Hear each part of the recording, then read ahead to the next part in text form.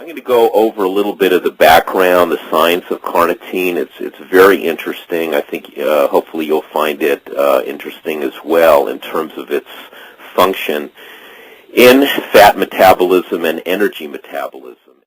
Basically, it's positioned for optimum fat-burning support throughout the day, and our bodies cannot burn one molecule of fat without carnitine. It's really a key metabolic precursor to doing that. So in terms of, when we talk about fat burning or fat metabolism, and a lot of focus on fat-burning products are focused on caffeine and those stimulant-type products. Those primarily release fat from fat cells. If we want to use fat as an energy source, and a lot of the research with carnitine in terms of understanding its metabolism actually started out in the exercise world in terms of athletes using fat or trying to stimulate the body to use fat as a fuel.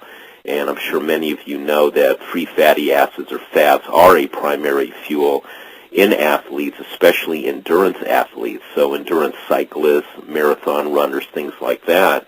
The body, in its wisdom, tends to use concentrated energy for long-term exercise and to promote the use of fat.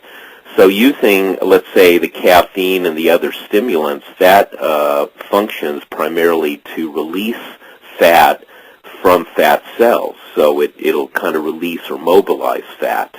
And then the next step, as that free fatty acids is found in the bloodstream, gets into the muscle or delivered from the muscle, we want to deliver those free fatty acids into the mitochondria, which are actually the powerhouse organelles of the cell to generate ATP, and lots of ATP under aerobic or metabolism with oxygen. That's where carnitine plays a role. So basically, I kind of look at this as two steps: release and burn.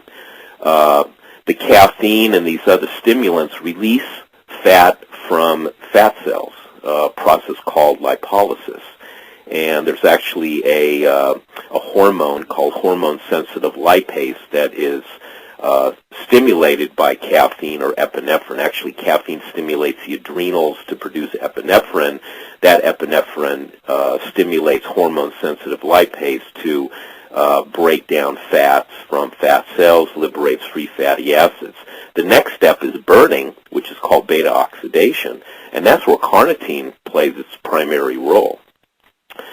It will actually, what's called a carnitine shuttle, shuttle in fats and also coenzyme A into the mitochondria to burn the fat. So we cannot burn any fat without carnitine. I want to also point out that a lot of these products only work and work most efficiently when you do exercise. Everyone's looking for that magic bullet, and creatine, carnitine, and a lot of these other supplements are most effective when used during exercise or before exercise. So it's always encouraged for your customers not to think that they're just going to take the product and just sit there and expect the results, because they're really not going to see the results that they are looking for. It works well within the whole model of movement and activity, from simple walking to really ultra-endurance exercise, to use a product like this. It also provides energy for athletes during exercise. In fact, the original research on carnitine was done in athletes, and again, focusing on the three fuels that we use during exercise: carbs, fats, and protein if necessary, but really stimulating the body under aerobic conditions to use fats over carbohydrates, because we do have far more fat reserves for doing that. And in terms of performance, L-carnitine has been shown to increase, and these studies are done in marathoner runners, increasing VO2 max in marathoners and cyclists during long-distance events. And this is very important because VO2 max is actually an important measure in terms of a person's ability to perform at high-intensity exercise. So carnitine increases VO2 max, especially in long-distance exercise. In terms of fatigue, carnitine reduces lactic acid, and it spares glycogen.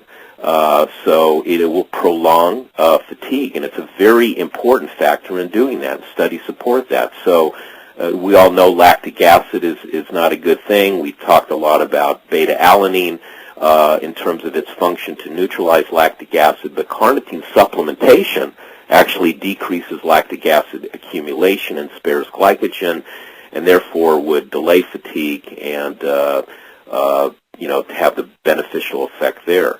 In terms of recovery, L-carnitine prior to exercise, especially high-intensity exercise, can significantly reduce muscle pain and decrease muscle damage. And this has been shown in both trained and untrained subjects, so trained athletes and those that are not trained. So again, decreasing the pain, the subjective feeling of pain, which is a complex process, and also delaying that process, enhancing the oxygen availability and blood flow. So it will enhance recovery. So it's very important during exercise for performance, fatigue, and recovery.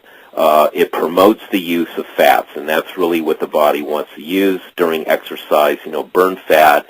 Carnitine is critical in doing that. So a lot of very strong benefits in that.